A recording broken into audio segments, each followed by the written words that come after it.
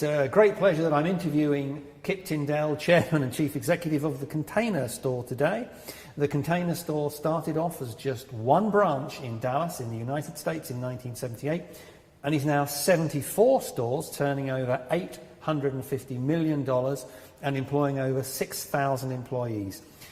Kip is a champion of employee engagement and also conscious capitalism, so it's a really great pleasure to have him here now to interview him.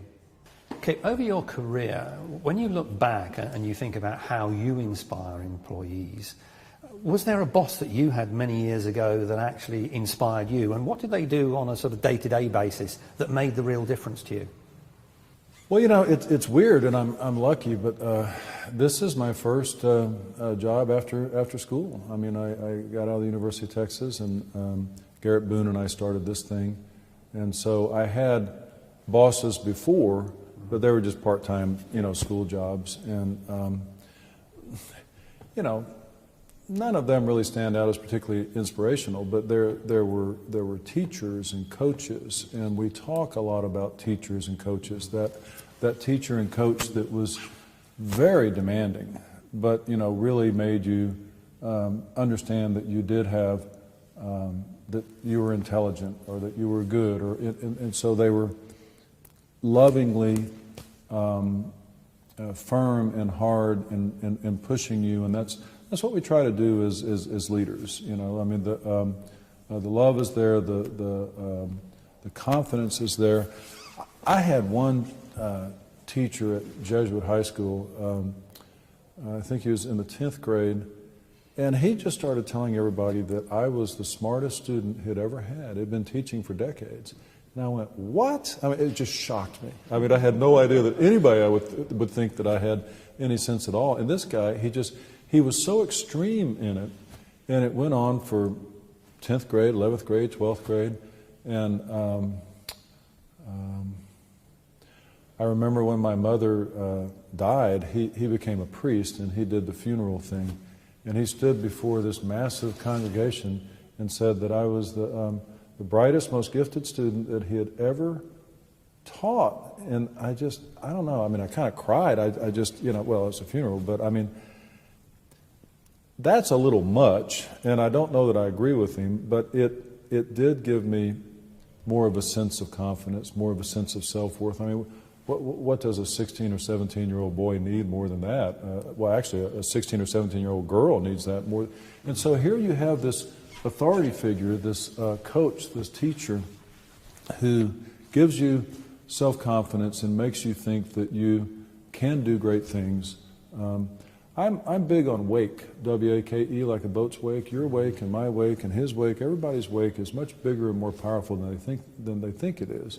And I think when an organization or an individual behaves in a manner that is mindful of his wake, you get a much better person, you get a much better human being, a much better organization. So self-confidence is so important. Kind of rising on Maslow's hierarchy to where you can really do good for the world, really do well for the people around you, because you're not mired in your own deep-seated self-doubt. You're not trying to prove to your dead father that you're a great business person. That's when servant leadership really can happen. And we all deal with insecurities our whole life, even at the age of 90. But it's a maturity thing. I think insecurities and immaturity are kind of the same thing, and that calm, confident leader can really love and do good for the people around him, and the opposite simply cannot. And that's when you get these Napoleonic complex. The worst bosses in the world, are that type. So, link the answer to a brief question. So this experience that you had with your teacher, where giving you self-confidence and giving you an indication that you could grow and develop, inspired you to greater things. Mm-hmm. And the fact that that's the way that you look at life. Mm-hmm. The challenge with many organizations is they don't think about people in terms of their employees in that sense. They just think about them as human capital or whatever. But it sounds to me like to get the strategy executed that you have, you treat people like people. Very much, and it's, I like the concept of a work family. Herb Kelleher is a guy also in Dallas, like I am, who founded Southwest Airlines. And Southwest Airlines has actually made more money than any American airline over a longer period of time. And 35 or 40 years ago, he said, Kip, you can build a better organization on love than you can fear. And so this top-down command, militaristic, fear-based way of leadership is bad. Guys came back to the United States after World War II, and that's the way they tried to run businesses. It's actually a terrible way to run a business. And more of the family. I spent a lot of time trying to encourage women who have raised families that the skill set that they developed in raising children is actually perfect for managing and leading people in the workplace. Not to say that our employees are childlike, but it is the same set of skills. Communication plays a great role, nurturing the real concept of servant leadership. Not being afraid to sort of call it love in the workplace. And how often do you hear the word love in the workplace? And that allows people to be themselves. It allows me to be me. And of course I can do that better than anything else. And it really does allow people to thrive and be the best they can be. A bad leader, a bad manager thinks that people want to come to work in the morning and goof off and do as little as possible and take a nap if they can, and he behaves that way. And a good leader understands the human spirit, that what we really want to do is we want to come to work in the morning and we want to do great things with other great people and then go home at night feeling fantastic about what we've accomplished that day. And then that leader, behaves that way. It's in that sense, it's about inspiration and it's about creating a community. And I think that's symptomatic of the organisation you created and other great organisations. But in the end, it's operating in a commercial world. So you have to have the commercial reality at the back of that leadership thinking as well. Right. So how do you balance the elements that relate to we have to build a community and we have to be caring with the need to deliver the profitability? Or do you work on the basis that if we treat people like this, the profitability will naturally follow? The first 25% of an employee's productivity is mandatory. They have to do that or they get fired. The next 75% is completely voluntary. They only give that in accordance to how they feel about their culture, their boss, their product, the company they work for. And so I think that people knowing what's expected of them, knowing what the goals are, very well communicated to, thrilled to be surrounded by other great productive people with an emphasis on excellence and a clear understanding that this is a meritocracy and we are going to be the best retail store in America.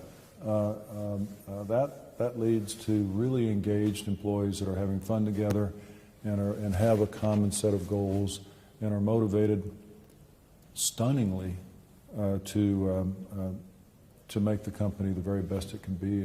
It's just human nature. We're actually too tribal, but then that company goal becomes kind of a tribal thing. Not silos within the organization, but families or religions or businesses. It's both good and bad, but we've never had any problem in that type of climate and that type of culture making people just stunningly anxious to see the company excel beyond all reason and become just truly excellent in every fashion. And it's a houseware store, and so most of our top leaders are women, and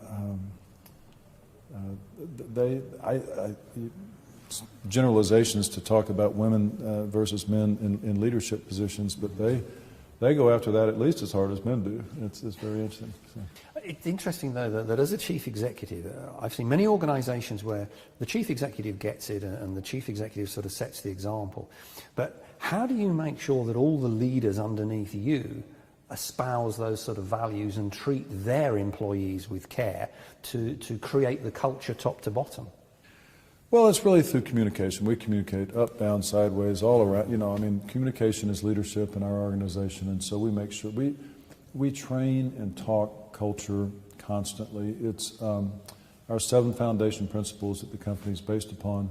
We're constantly reinforcing it, particularly longer-term employees with newer. Why do we do this that way? Well, that's the man in the desert thing, and so you're constantly using that sort of cultural shorthand to reinforce with every employee those things, and they're very proud of them. I mean, they're all kind of golden rule-ish type philosophies, and they do provide the framework, the fabric for what our culture is and how we go about doing things, and people are fiercely proud of them. And nobody ever disagrees with them. How many people do you know that disagree? I think that do unto others thing is a bad idea. Everybody agrees with them.